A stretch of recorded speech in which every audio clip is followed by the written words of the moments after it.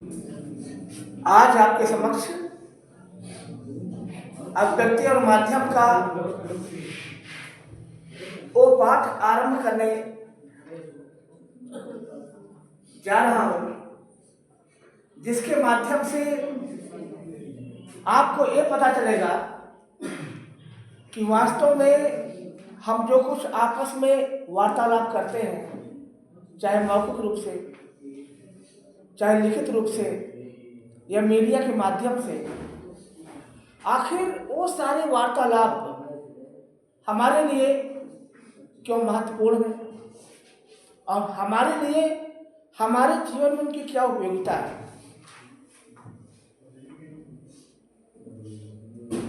इसका कारण यह है कि अगर हम आपस में कम्युनिकेट नहीं करेंगे तो फिर हमारे जीवन की दशा और दिशा तथा गति पूरी तरीके से अवरुद्ध हो जाएगी।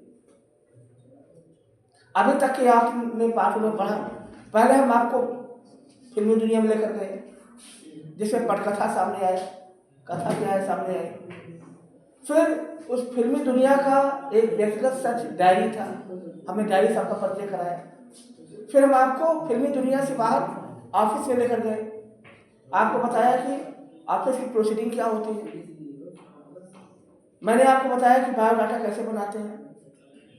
मैंने आपको ये भी बताया कि बायोडाटा और ऑफिस प्रोसीडिंग के साथ साथ जो आपके लिए ज़रूरी होता है वह होता है कि आप अपने लाइफ में कुछ ज्ञान अर्जन करें, और ज्ञान अर्जन के लिए ज़रूरी है कि आपको शब्दकोश की जानकारी हो। उससे मैंने आपको परिचय कराया, शब्दकोश कैसे उपयोग करते हैं। तो कुल मिला करके हम आपको फिल्मी दुनिया से लेकर के हम आपको एंटर कराए जो है ऐसी दुनिया में जिसका नाम ज्ञान विज्ञान की दुनिया है, जो कि कार्यालय में भी होता है, आपके पर्सनल लाइफ में भी होता है। अब हम आपको एक तीसरी दुनिया में प्रवेश कराने जा रहे हैं, लेकर चल रहे हैं, और वो दुनिया है कम्युनिकेशन की। जब संचार माध्यम ही वह कम्युनिकेशन है। इस पाठ के अंतर्गत आज हम इसके पहले भाग के अंतर्गत 3 बिंदुओं पर विचार करेंगे: संचार, दूसरा संचार के तत्व और तीसरा संचार के प्रकार। संचार के अंतर्गत हम 2 बिंदु पर विचार करेंगे: संचार की व्युत्पत्ति और आशय, दूसरा संचार का महत्व। संचार के तत्व स्रोत के अंतर्गत एनकोडिंग, फिर संदेश, माध्यम, प्राप्तकर्ता, फीडबैक और शोर। इनके आपके जो 6 तत्व हैं, इन पर हम आपके समक्ष अपनी बात को रखेंगे। और अंत है संचार के प्रकार। संचार के प्रकारों में सांकेतिक, मौखिक, अमौखिक, अंतर्वैयक्तिक, अंतर्वैयक्तिक, समूह और जन संचार। इतने तरह के संचार से आप अभी परिचय प्राप्त करेंगे। रही बात, अब हम आरंभ करते हैं पहले बिंदु पर, संचार। संचार की व्युत्पत्ति और आशय। संचार देखा जाए तो संचार की उत्पत्ति जो है चर धातु से हुई है, और चर का अर्थ होता है चलना। यानी जब हम अपने विचारधारा के माध्यम से, अपने सोच के माध्यम से हम जो है अपनी भावनाओं को चलाने का प्रयास करते हैं, अपनी भावनाओं को मूव करने का प्रयास करते हैं, उसको हम घुमाते हैं, फिराते हैं और तमाम प्रकार की क्रियाओं को संपन्न करते हैं, तो क्या कहलाता है? संचार। संचार की उत्पत्ति चर धातु से हुई है। मशहूर संचार शास्त्री विलियम सिरेल के अनुसार संचार अनुभव की साझेदारी है। संचार क्या है? अनुभव की साझेदारी, यानी जो कुछ हम अनुभव प्राप्त करते हैं हम आपस में उसको क्या करते हैं? शेयर करते हैं। तो जो शेयर होता है अपने एक्सपीरियंस का, वो क्या कहलाता है? संचार कहलाता है। रही बात व्युत्पत्ति के पश्चात आशय का, तो आप बताना चाहते हैं कि संचार का आशय है सम प्लस चार, यानी जो है अपने विचारों का आदान प्रदान। पारिभाषिक शब्दों में कह सकते हैं कि अपने विचारों का आदान प्रदान करना संचार कहलाता है। सिंपल से इतना ही है। अपने विचारों का आदान प्रदान क्या कहलाता है? संचार कहलाता है। अब रही बात संचार के महत्व का, तो आप बताना चाहते हैं कि संचार हमारे जीवन की समस्त क्रियाओं का प्राण है। प्राण क्या? प्राणवायु है, ऑक्सीजन है। बगैर हम संचार के हम जीवित रहने की कल्पना भी नहीं कर सकते हैं। तो पहला बात तो यह है कि संचार हमारी प्राणवायु है, हम बगैर उस प्राणवायु के हम सोच भी नहीं सकते हैं। संचार का दूसरा महत्व यह है कि हम संचार के माध्यम से एक व्यक्ति का दूसरे व्यक्ति से संपर्क स्थापित करते हैं, एक समाज का दूसरे समाज से संपर्क स्थापित करते हैं, एक जो है राष्ट्र का दूसरे राष्ट्र से संपर्क स्थापित करते हैं, और एक राष्ट्र का दूसरे राष्ट्र से संपर्क स्थापित करके हम परस्पर भाईचारे की भावना का विकास करते हैं। संचार का तीसरा महत्व यह है कि हम संचार के माध्यम से ज्ञान प्राप्त करते हैं, मनोरंजन प्राप्त करते हैं, और ज्ञान और मनोरंजन के साथ साथ हम जो है अपने मनोवैज्ञानिक समस्याओं का समाधान भी प्राप्त करते हैं। यानी संचार एक तरीके से एक ऐसी दवा है जिसके माध्यम से हम तमाम प्रकार की बीमारियों का इलाज प्राप्त करते हैं। तो मैंने आपको बताया कि संचार के प्रति चार धातु जुड़ी हुई है। आशय क्या है इसका आशय है कि विचारों का आदान प्रदान। महत्व की जहाँ तक बात है कि यह हमारे लिए ऑक्सीजन के समान है। दूसरा महत्व यह है कि इसके माध्यम से हम जो है व्यक्ति से लेकर के अंतर्राष्ट्रीय व्यवस्था से संबंध स्थापित करते हैं। तीसरा इसका महत्व यह है कि हम संचार के माध्यम से जो है हम अपने लिए अपने बीमारी का इलाज प्राप्त करते हैं। यानी कैथार्सिस का काम करता है, शुद्धिकरण का काम करता है। हम अपने विचारों को व्यक्त करके जो है हम थोड़ा सा अपने मन को हल्का कर लेते हैं। नहीं तो आप देखिए, जो अपनी बात को कह नहीं पाता है, अपनी बात को किसी से जो है वह कम्युनिकेट नहीं कर पाता है, उसको दुनिया उसे पागल कहती है, उसको पागलपन का शिकार हो जाता है। तो कम्युनिकेशन कर सकते हैं, यह हमारे लिए बेहद ज़रूरी है। शायद हमारे लिए खाना और पानी से ज़्यादा जरूरी है कम्युनिकेशन। ठीक है। अब रही बात संचार के तत्व या स्रोत का, यानी जो संचार होता है, संचार किन किन जो है स्टेप से गुजरता है ये आपको बताइए। सबसे पहले मान लीजिए कोई आपको कम्युनिकेशन करना है, तो कम्युनिकेशन का पहला जो आपका जो कह सकते हैं स्टेप होता है वह एनकोडिंग होता है। एनकोडिंग का मतलब होता है कि आपने जो संदेश दिया है, वह संदेश जो आपने देने का प्रयास किया है, वह संदेश पहले तो स्पष्ट होना चाहिए, और बहुत ही स्पष्ट होने के साथ साथ एकदम सीधे सरल भाषा में होना चाहिए। यानी सीधे सरल भाषा का जो अभिव्यक्ति है, सीधे एवं सरल शब्दों का जो एक कह सकते हैं एक्सप्रेशन है, वो क्या कहलाता है? एनकोडिंग कहलाता है। एनकोडिंग के बाद आपका दूसरा होता है कह सकते हैं संदेश, यानी मैसेज। किस मैसेज को आप देना चाह रहे हो? जैसे आप ये कहना चाह रहे हो कि हम जो है आप ये संदेश देना चाह रहे हो, मैं बीमार हूँ।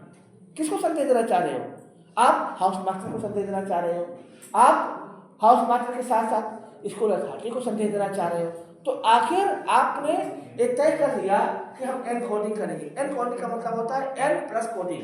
एन का मतलब होता है कि आप जो है अपने आप को जो है सही तरीके से प्रस्तुत कर रहे हो। एन का मतलब होता है नथिंग, और कोडिंग का मतलब होता है कि किसी प्रकार का कोड का क्या होता है कि कह सकते हैं कि एक कूट चिन्ह, एक तरीके से देखा जाए प्रतीक चिन्ह। यानी जब आप अपने मन में किसी तरह का कोई जो है कोड नहीं रखते हो, कोई प्रतीक नहीं रखते, कोई यानी अपने बात को सरल तरीके से आप जो है क्या करते हो, कहने की कोशिश करते हो। एन का मतलब नथिंग और कोडिंग का मतलब कोई जो है आपके मन में कोड नहीं है, कोई खोट नहीं है, तो उसको क्या कहेंगे? Encoding. और जब आपका मन पूरी तरीके से साफ है, अपनी बात को कहने को तैयार है, तो क्या कहोगे? आप क्या कहोगे? संदेश को कहोगे, मैसेज। क्या संदेश देना चाहते हो? जैसे मैं स्वस्थ हूँ, मैं बीमार हूँ, मैं बहुत अच्छा पढ़ रहा हूँ। किसको संदेश देना चाह रहे हो? किसको दे रहे हो? जिसको आप संदेश देना चाह रहे हो, तो माध्यम क्या है? माध्यम क्या हो गए? आपके प्रिंसिपल सर हो गए, आपके हाउस मास्टर हो गए, आपके जो है मम्मी पापा हो गए, या आपके गार्जियन हो गए। तो इस तरीके से देखा जाए आप अपने अपने आप को एक मीडियम की तलाश कर रहे हो अपनी बात को कहने का। और मीडियम कोई भी हो सकता है, आपका फ्रेंड भी हो सकता है। आप अपनी सबसे अधिक बातें किससे शेयर करते हो? अपने दोस्तों से शेयर करते हो। क्यों? क्योंकि आपको पता है कि आपके दोस्त ऐसे हैं जो आपकी फीलिंग्स को समझेंगे, आपकी समस्या का समाधान देंगे और कहीं ना कहीं आप बहुत अच्छा अपने आप को फील करोगे। तो एक माध्यम क्या हो गया, यानी हमने अपने मन को स्ट्रॉन्ग किया, मन में कोई खोट नहीं, बात कहनी है। क्या कैसे कहनी है? मैसेज के रूप में। फिर क्या हुआ, हमने मीडियम की तलाश की। भैया कैसे कहना है? ये सारे मीडियम है कि हम इनसे कह देंगे तो हमारा मन सही हो जाएगा। और जब आप अपनी बात को किसी से कह नहीं पाते हो तो आप पता है किसके माध्यम की तलाश करते हो? आप उस माध्यम की तलाश करते हो जो कि आपका अपना निजी होता है। डायरी हो गया, ड्राइंग हो गई, पेंटिंग हो गई। जैसे आप फिल्मों वगैरह में देखते हो कि क्या एक बच्चा है, बच्चा जो है वो अपनी बात करे तो क्या करता है? और ड्राइंग बना रहा है। पुलिस क्या जांच करती है? सीबीआई क्या जांच करती है? वो ड्राइंग में क्या क्या बनाया है, क्या जो है उसने जो है दीवारों पर क्या क्या कौन कौन सी पिक्चर बनाए हैं, उसके माध्यम से पुलिस अपना इन्वेस्टिगेशन करती है। तो माध्यम बहुत जरूरी है। आप किस माध्यम से आप अपनी बात को कहना चाह रहे हो, किस माध्यम से आप अपनी बात को प्रस्तुत करने का प्रयास कर रहे हो। अब आपने माध्यम की तलाश कर ली, फिर माध्यम के बाद क्या हो गया? प्राप्तकर्ता। यानी आपने माध्यम का तलाश किया, प्रिंसिपल सर से कहेंगे, हाउस मास्टर से कहेंगे, गार्जियन से कहेंगे, और फिर क्या हुआ? आपने संदेश को कह दिया। कैसे कह दिया कि देखिए मैं बहुत अधिक मेंटल स्ट्रेस में हूँ, मेरा एग्जाम बहुत नजदीक आ रहा है और मेरा मन पढ़ाई में नहीं लग रहा है, मैं क्या करूँ? आपने क्या किया? आपने प्राप्तकर्ता को, यानी जो आपके बॉस है, जो आपका हाउस मास्टर है, जो आपका क्लास टीचर है, जो आपकी ए टू जेड कोई भी है, आपने क्या किया? आपने अपने संदेश को कह दिया। मन हल्का हो गया। मन हल्का हो गया, मन में और ज़्यादा दिक्कतें आ गई, क्या गई तो आप जानते हो। बट आपने अपने जो है जज्बात को, अपने ख्यालात को और अपने आप को प्रेजेंट कर दिया। भैया देखो, this is my problem, I want to share in this way. ठीक है, अब क्या हुआ? संदेश मिल गया प्राप्तकर्ता को।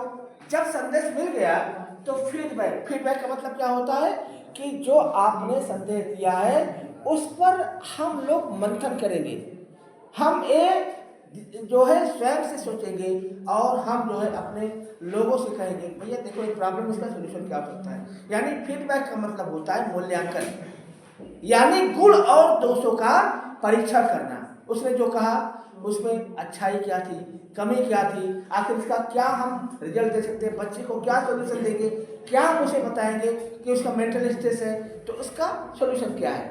तो एक क्या कहलाते हैं? फीडबैक। फीडबैक का मतलब होता है कि इवोल्यूशन, यानी गुण और दोष का परीक्षण। जो आपने मैसेज दिया है उसका जो है जब हम जो है क्या करते हैं, उसके गुण दोषों का मूल्यांकन करते हैं, हम उसको जो है इवोल्यूट करते हैं, और तो क्या कहलाता है?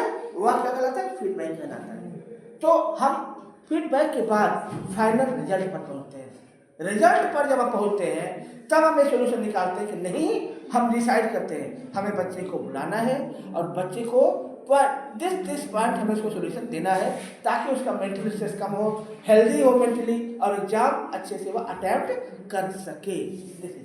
और लास्ट क्या होता है कि शोर। शोर क्या होता है? शोर को क्या कहते हैं? डिस्टर्बेंस। यानी यह जो आपका डिस्टर्बेंस होता है, आपका मेंटल स्ट्रेस भी हो सकता है, या आपका जो है कह सकते हैं कि मेंटल स्ट्रेस के साथ साथ आपको फिजिकल भी हो सकता है। मान लो आपके सर दर्द हो रहा है, आपको जो है बुखार हो गया है, तो ये सब क्या है? डिस्टर्बेंस है। मीडिया की भाषा में कहेंगे तो शोर क्या होता है? मीडिया की भाषा में शोर का मतलब होता है कि जब जो है आपके कम्युनिकेशन में किसी प्रकार की कोई बाधा आती है, कोई डिस्टर्बेंस आता है। जैसे मान लीजिए आपने टेलीविजन ऑन किया, आपकी लाइट चली गई, तो आपका टेलीविजन क्या हुआ? बंद हो गया। तो बाधा क्या हो गई? बाधा क्या हो गई? तो विद्युत आपूर्ति बाधा हो गई। तो इस तरीके से देखा जाए तो हम जो है क्या करते हैं कि संचार के तत्व के जो है इन स्टेप्स से गुजरते हैं और हम कम्युनिकेशन का प्रयास करते हैं। अब क्या है?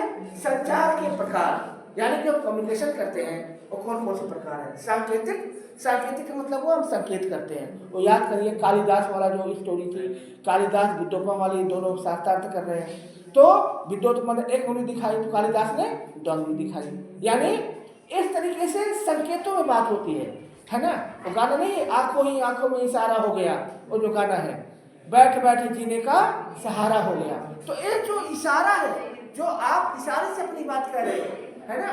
आप याद करिए वो बिहारी की वो पंक्ति जो है, क्या नाम है कि क्या नाम है, कहत नटत रिझत खिजत खिलत मिलत लजियात, और भरे नयन में करत, भरे भवन में करत है, नैनन ही सो बात। यहाँ पर क्या हो रहा है? आंखों के इशारे से बात हो रही है, कह रहे हैं। फिर नटक मतलब रीझ मतलब मना कर रहे हैं, फिर कहत नटत रिझत एक दूसरे के ऊपर अट्रैक्ट हो रहे हैं, यही तो उसका मीनिंग हुआ। और कहत नटत रिझत खिजत, खिजत का मतलब हुआ गुस्सा भी कर रहे हैं कि तुमने ऐसा क्यों कह दिया, मतलब एक्सप्रेशन से हो रहा है। और कहत नटत रिझत खिजत मिलत, फिर दोनों की आंखों में आंखें मिल रही हैं, मिलत खिलत, दोनों खुश भी हो रहे हैं। और फिर क्या हो रहा है कि जो नायिका है, जो उसकी गर्लफ्रेंड है, गर्लफ्रेंड को क्या हो रहा है, उसे शर्म आ रही है कि हम क्यों बात कर रहे हैं। तो सारे क्या हो गए, एक क्या हो गया आपका सांकेतिक हो गया, इसको सांकेतिक कहते हैं। अब क्या हुआ संकेत में, फिर मौखिक रूप से। मौखिक मतलब हुआ ओरल सिखा रहे हैं, हम जैसे कह रहे हैं कि मैं आई लव यू, मैं तुम्हें प्यार करता हूँ, तो क्या हो गया, क्या हो गया, मौखिक हो गया। फिर मौखिक के बाद जो है अमौखिक। अमौखिक का मतलब हुआ हम लिख करके कह रहे हैं। हम क्या कर रहे हैं, लव लेटर लिख रहे हैं। भैया देखो ये लव लेटर है, आजकल लव लेटर इतनी छोटी पर्ची में आता है, वो जैसे जासूस नहीं करते हैं, उसमें देखिए क्या नाम है, धुरंधर में, धुरंधर में जब वो संदेश पहुंचाता है, कैसे पहुंचाता है धुरंधर में, वो जो है एक छोटी सी पर्ची में उसकी गाड़ी पर चिपका देता है। देखिए चैप्टर 3 में, चैप्टर 3 में यही है। तो अमौखिक का मतलब हुआ कि हमने लिखित रूप से संचार किया। और क्या हुआ अंतःवैयक्तिक।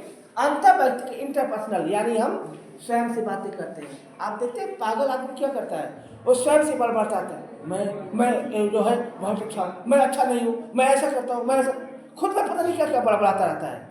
तो अंतःवैयक्तिक का मतलब हुआ स्वयं से बात करना, ठीक है। स्वयं से बात करने में ये भी होता है, जब हम संकट में होते हैं, जब हमारे पास दुख आता है, तो हम क्या करते हैं, ईश्वर से वार्तालाप करते हैं। क्या कहते हैं, हे प्रभु आप हमारा ध्यान रखिएगा, मैं आपका ध्यान रखूंगा। हमें भी करते थे गेट की तरह, हे प्रभु अगर मैं टॉप कर जाऊंगा तो आपको मैं 3 किलो लड्डू चढ़ाऊंगा, यानी आपका success is equal to 3 kg laddu. ऐसा भी करते हैं। तो अंतःवैयक्तिक का मतलब हुआ कि हमने खुद से जो बातचीत की है उसको क्या कहेंगे, अंतःवैयक्तिक। अंतःवैयक्तिक का मतलब हुआ कि जब हम एक दूसरे से बातचीत करते हैं, जैसे मान लीजिए आपका कोई दोस्त है, दूसरे दोस्त से बात कर रहा है, तो क्या होगा अंतर्वैयक्तिक, यानी हम जो है एक व्यक्ति का दूसरे व्यक्ति से संवाद या एक व्यक्ति का दूसरे व्यक्ति से वार्तालाप क्या कहलाता है, अंतर्वैयक्तिक कहलाता है। और फिर समूह आप जानते हो समूह संचार क्या होता है, यानी ग्रुप डिस्कशन। यानी हमने आपको कोई टॉपिक दे दिया कि जैसे मैंने टॉपिक दे दिया कि दहेज प्रथा वरदान अफसा, लड़कियों को गुस्सा आ जाएगा, दहेज प्रथा वरदान अफसा, आपको कहेंगे नहीं मैं दहेज चाहिए, अरे कहेंगे मैं दहेज नहीं चाहिए, और फिर क्या होगा अंत में जो है लाठी डंडा सब चल जाएगा, है ना, कि चाहिए अभी बताते हैं क्या चाहिए देखते हैं। समूह का मतलब हुआ कि आपका ग्रुप डिस्कशन, ठीक है। और अंत में हुआ जनसंचार। जनसंचार जो होता है, मास कम्युनिकेशन जो होता है, वह जनता के लिए, जनता के द्वारा, जनता के माध्यम से किया गया संचार होता है। यानी जो जनसंचार होता है वह आपका मास कम्युनिकेशन कहते हैं। मास कम्युनिकेशन बहुत बड़ा ब्रॉड शब्द है। जनसंचार वह संचार होता है जिसमें जनता को तमाम प्रकार की सूचनाएं, तमाम प्रकार का ज्ञान, तमाम प्रकार का मनोरंजन जो है मीडिया के माध्यम से दिया जाता है। यानी इसमें कौन कौन से दो तत्व हो गए, एक मीडिया और दूसरी जनता।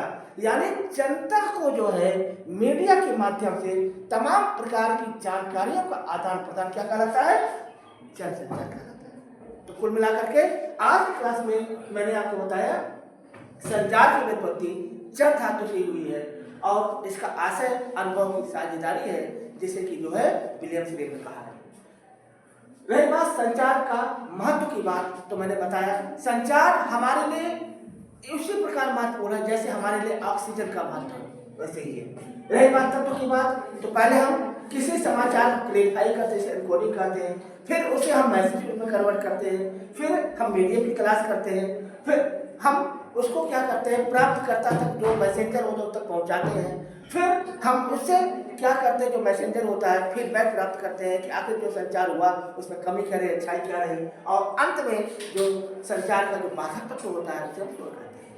और रही बात संचार के प्रकार का, तो सांकेतिक यानी संकेतों से बात करना, हाव भाव से, मौखिक मतलब हुआ कि ओरल रूप से कहना, मौखिक रूप से कहना वार्तालाप से, अमौखिक लिखित रूप से कहना, अंतर्वैयक्तिक स्वयं से बातचीत करना, अंतर्वैयक्तिक एक दूसरे से बातचीत करना, फिर समूह ग्रुप डिस्कशन, और अंत में जन संचार यानी जो है जनता के लिए, जनता के द्वारा, जनता के माध्यम से किया गया मीडिया का संचार। तो आई थिंक आज आपको यह जो पहला भाग है जिसका नाम जनसंचार माध्यम है, यह आपको समझ में आया होगा। अभी इसका दूसरा भाग भी आपके समझ प्रस्तुत किया जाएगा, अगर जरूरत पड़े तीसरा भाग भी प्रस्तुत किया जाएगा, लेकिन अभी हम इस क्लास को समाप्त करते हैं और उम्मीद करते हैं आपको समझ में आया होगा। तो इन्हीं शब्दों के साथ मैं अपनी बात को समाप्त करता हूँ। आप सबको नमस्कार, जय हिंद, जय भारत।